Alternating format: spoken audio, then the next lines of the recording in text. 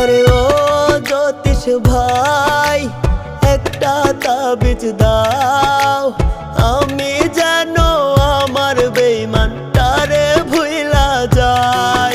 আরে ও জ্যোতিষ ভাই একটা তাবিজ দাও,